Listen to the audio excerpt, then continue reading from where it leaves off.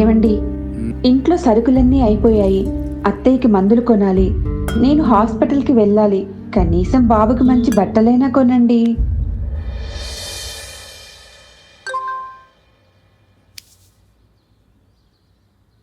ఇప్పుడే డబ్బులు పడ్డాయి. సాయంత్రం అన్నీ కొనుక్కొని వస్తా.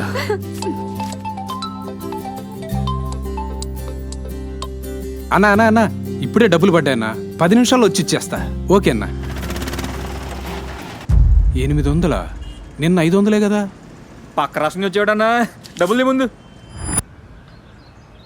ఏంటి మేడం, ఎప్పుడు కరెంటు బిల్లు 600 వచ్చేది, ఈసారి 1800 వచ్చింది. కొద్దిగా చూడండి మేడం. కర్మరా నాయన.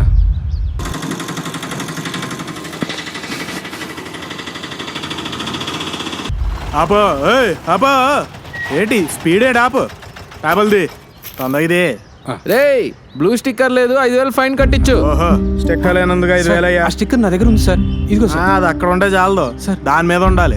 డబ్బులు ఎవడికి ఓకే కావు, చాలా నాటి పెరిగింది. కట్టు సార్, ఈ 2000 తీసుకోండి సార్. సార్ ఉంచండి సార్, ప్లీజ్ సార్. చాలు. Please sir.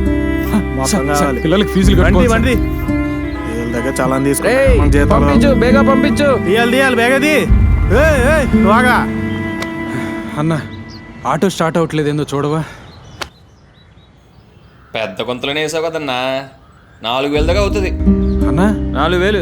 4000? ఆ, అన్న, ఒక 1000 రూపాయలు చూడన్నా. అల్లవే, నాకు కాదు లేదు. 4000తో చేస్తాను, అన్న, లేకపోతే లేదు. అన్న, అన్న. ఈ ప్రభుత్వం 10 రూపాయలు ఇచ్చి 100 రూపాయలు లాక్కుంటుంది.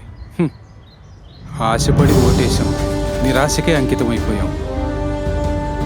మన బ్రతుకులు బాగుండాలంటే చంద్రన్న సంక్షేమమే రావాలి.